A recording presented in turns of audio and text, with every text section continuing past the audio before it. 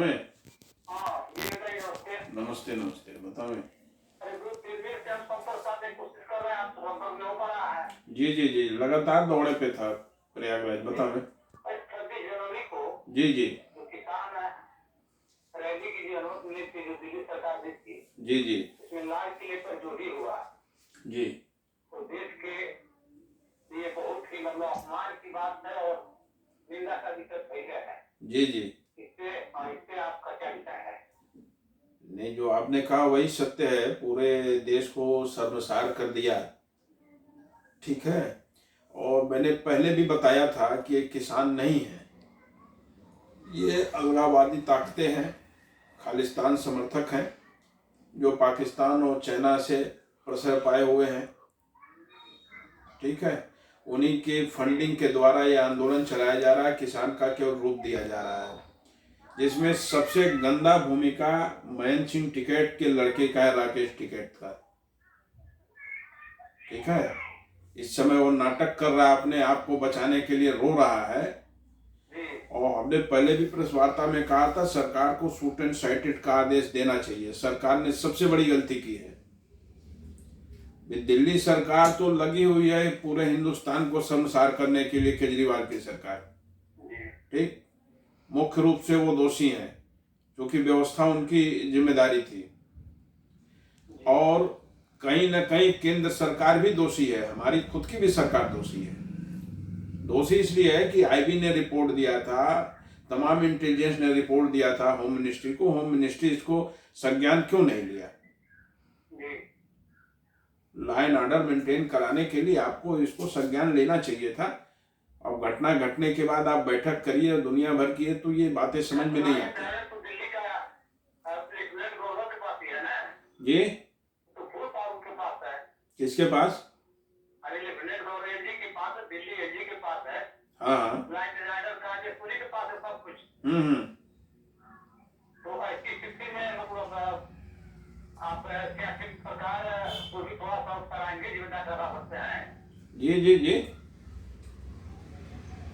हाँ बोलिए बोलिए। हाँ हाँ बोलिए, सुन रहा हूँ। जी बतावे, बोलिए बोलिए। हाँ लाल किले पर जो भी हुआ, हाँ सर्वनाश की बात है जी। लेकिन दिल्ली का जो है मतलब लॉ एंड ऑर्डर, हाँ ये थोड़ा जब उनके हाथ में है, उपराज्यपाल के हाथ में, लेफ्टिनेंट गवर्नर के हाथ में है। हाँ हाँ। और लेफ्टिनेंट गवर्नर जो केंद्र के ही आदमी होते हैं। बिल्कुल बिल्कुल बिल्कुल। तो क्या इस थोड़ा सा केंद्र की ही भूमिका को आप उसमें अंदाज तो नहीं करेंगे कि केंद्र का भी हाथ है? नहीं नहीं, हाथ की बात नहीं है, इन लोगों ने उसको सीरियसली नहीं लिया। इन लोगों ने सीरियसली नहीं लिया, वो बार बार धमकी दे रहे हैं और ट्रैक्टर मार्च की बात कर रहे हैं। ठीक है। तो आपको इसको सीरियसली टेकअप करना चाहिए था ना। आप बताइए, आज तो देश का झंडा झुका दिया। और ये मैं बार बार आप पहले भी वार्ता में मैं कह चुका हूं, ये रिहर्सल चल रहा है।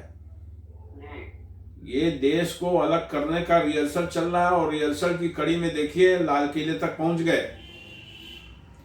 एक और ऑपरेशन ब्लू स्टार की आवश्यकता है इस देश में। एक और ऑपरेशन ब्लू स्टार की आवश्यकता है। जैसे इंदिरा जी ने चलाया था, उस दिन मुझे इंदिरा जी की याद भी आई। शायद इतनी बड़ी घटना वो तुरंत संज्ञान ले लेती। भाई मैं पार्टी का पक्षधर नहीं हूं। ठीक है। जो व्यक्ति जहां अच्छा करता है, मैं उसके समर्थन में जरूर बोलता हूं।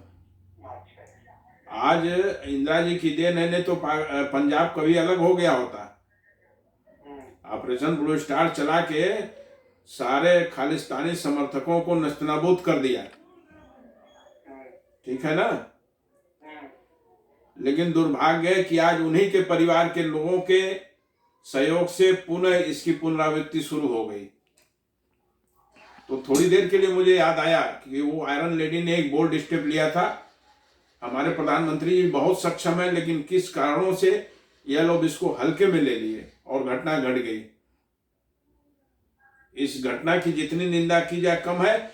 और टिकैत परिवार की सारी संपत्ति को नीलाम कर दी जाए उससे भरपाई की जाए। जो जो लोग इसमें शामिल हैं, केवल टिकैतई परिवार नहीं, जो भी पंजाबी इसमें शामिल हैं, जो भी खालिस्तानी शामिल हैं, सबको चिन्हित करके उनकी प्रॉपर्टी को नीलाम किया जाए और एक सूची बना के उनको इस देश से बाहर कर दिया जाए, इस देश के सीमा से बाहर कर दिया जाए, उनकी सदस्यता ही देश से खत्म कर दी जाए जी। उनको अपना नागरिक मानने से भारत सरकार को इनकार कर देना चाहिए और उन्हें सीमा के बाहर भेज देना चाहिए, जहाँ वहीं उत्पात मचावे। जी जी कि आज संसद सत्र का पहला दिन है। जी जी जी सत्र को लेकर के हाँ हाँ और ऐसे में राष्ट्रपति महोदय जो है संबोधित करेंगे सदन को जी जी और 14 जो पार्टियां हैं वो सब बहिष्कार करने के लिए बोल दिए हैं कि हम लोग संसद का बहिष्कार करेंगे आज।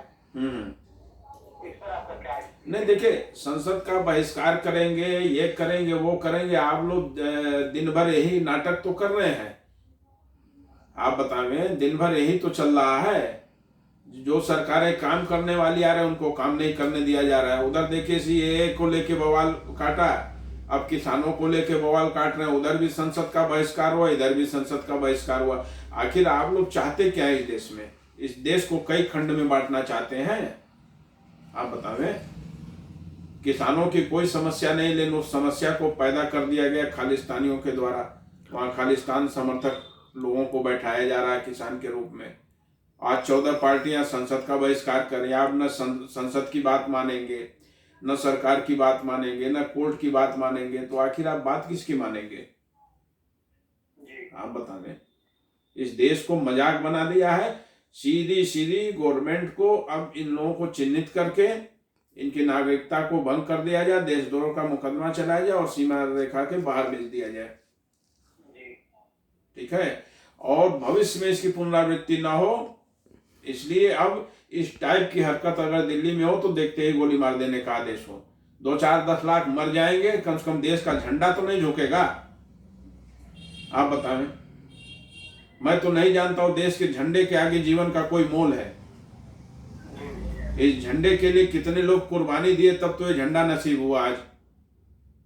और फिर उसी झंडे को संसार किया जा रहा है। 2-4-10 लाख मर जाते तो भी कोई बात नहीं थी। गवर्नमेंट को कड़ा एक्शन लेना चाहिए था। इसके लिए केंद्र सरकार भी दोषी है। आपने इस मामले को हल्के में लिया। बार बार आपको रिपोर्ट दिया जा रहा है इंटेलिजेंस के द्वारा, लेकिन आप संज्ञान नहीं लिए। इतनी बड़ी घटना घट गई, पूरे दुनिया में हिंदुस्तान का सर झुक गया सर से। जी जी, थैंक यू।